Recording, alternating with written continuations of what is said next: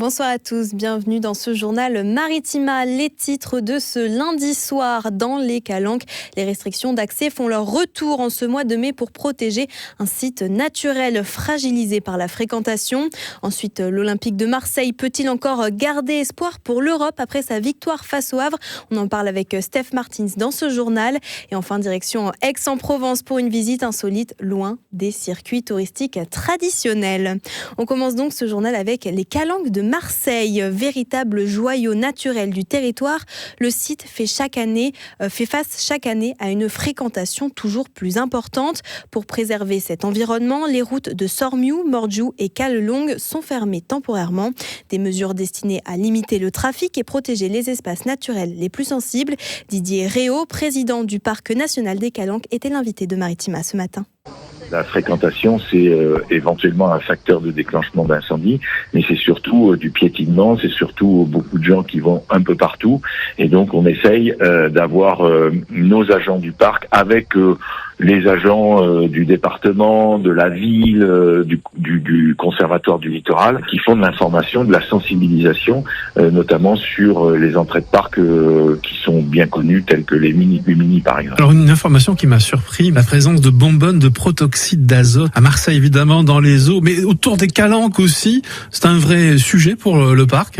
Alors c'est plus qu'un sujet, c'est un vrai fléau. Les utilisateurs de ces substances, j'allais dire, le font n'importe où, n'importe comment, et jettent ça un peu partout dans la nature, mais aussi dans le milieu urbain. Et c'est un vrai sujet de décès supplémentaires au sein des espaces naturels, parce que on cherche plutôt à être loin de toute, surveillance policière éventuellement, et donc on se met dans des lieux reculés, et les espaces naturels sont évidemment des espaces qui sont recherchés. En tout cas, les routes sont désormais fermées les week-ends et les jours fériés de mai de 7h à 19h. Des quotas seront également remis en place cet été, notamment pour accéder à la calanque de Sugiton, particulièrement touchée par l'érosion des sols. On passe au sport avec l'Olympique de Marseille qui retrouve le chemin de la victoire. Les Marseillais se sont imposés 1-0 ce dimanche face au Havre grâce à un pénalty transformé par Mason Greenwood. Une victoire précieuse pour l'OM avant la dernière journée de championnat face à Rennes. En cas de succès au Vélodrome, les Olympiens décrocheront leur qualification pour l'Europa League. Mais pour en parler, on accueille ce soir sur le plateau Steph Martins. Bonsoir Steph. Salut Sarah.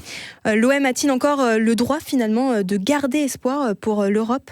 Oui, il faut parce que cette victoire au Havre est très primordiale pour pouvoir essayer de rester dans la course, pour aller décrocher une qualification en Europa League qui se fera qu'avec une victoire face à Rennes dimanche. Mais voilà, il va falloir être vraiment très concentré, très concerné, mettre beaucoup plus d'envie et d'intensité que ce qu'on a vu sur les derniers matchs, en espérant que cette victoire face au Havre va redonner un petit peu de sourire et de baume au cœur à cette équipe-là pour essayer de faire quelque chose de très très beau dimanche soir et essayer de finir l'année sur une bonne note, même si on le sait tous ici, il y aura quand même beaucoup de regrets parce que la saison, même si en finissant 5e, sera quand même raté, mais voilà, c'est le minimum syndical qu'ils peuvent nous faire et ce petit plaisir-là qui reste à donner aux supporters, c'est d'essayer d'aller chercher la qualification en Europa League dimanche.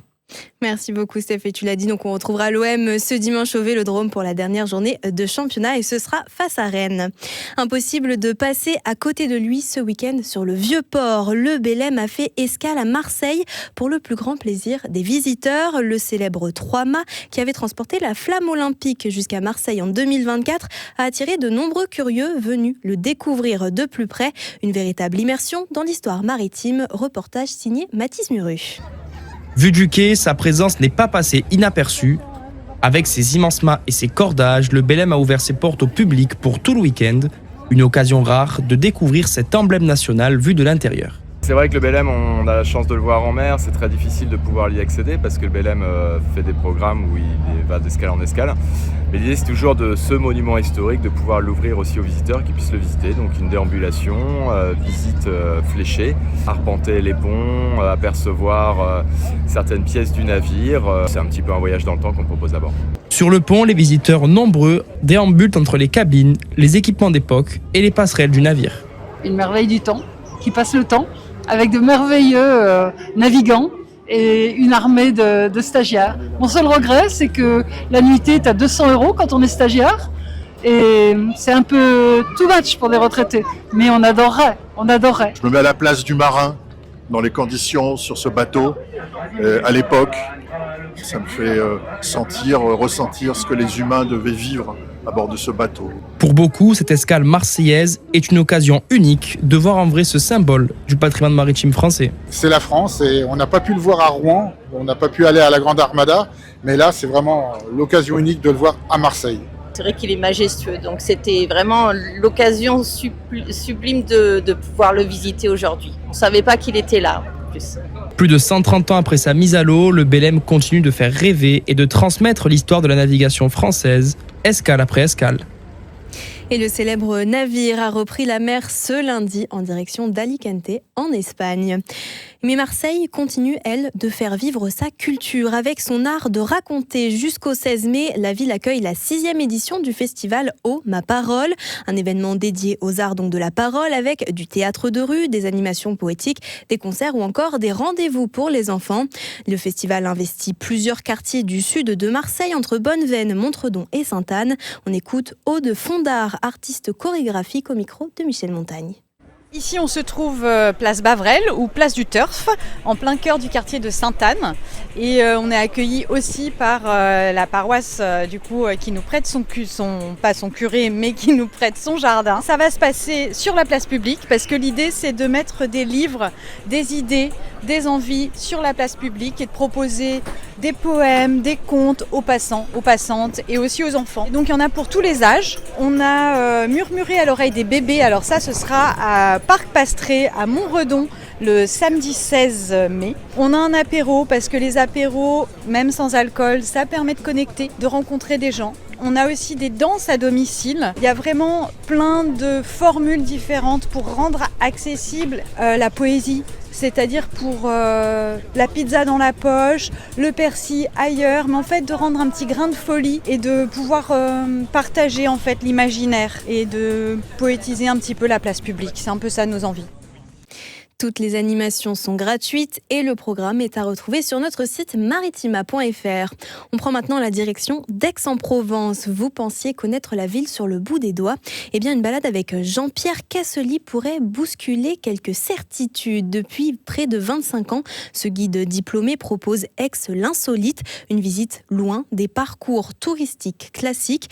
Au fil des ruelles, il partage anecdotes, histoires méconnues et personnages surprenants qui ont marqué la ville. On écoute justement le guide au micro à nouveau de Michel Montagne avec quelques réactions du public. C'est une visite insolite d'Aix.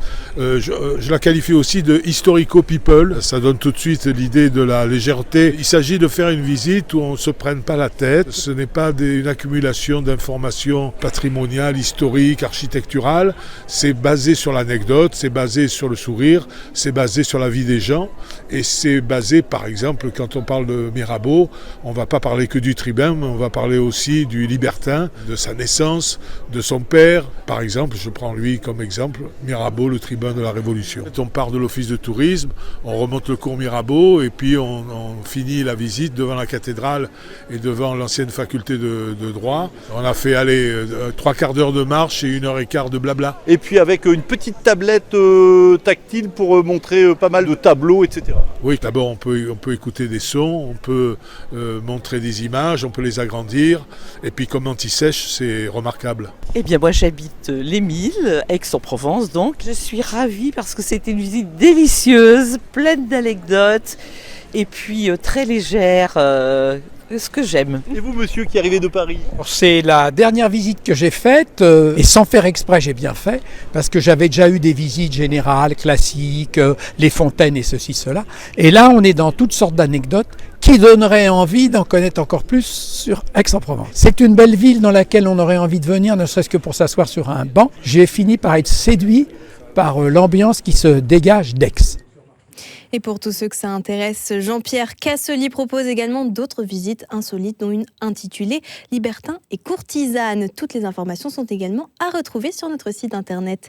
C'est la fin de ce journal. Merci à tous d'avoir été avec nous ce soir. Je vous souhaite une très bonne soirée sur Maritima.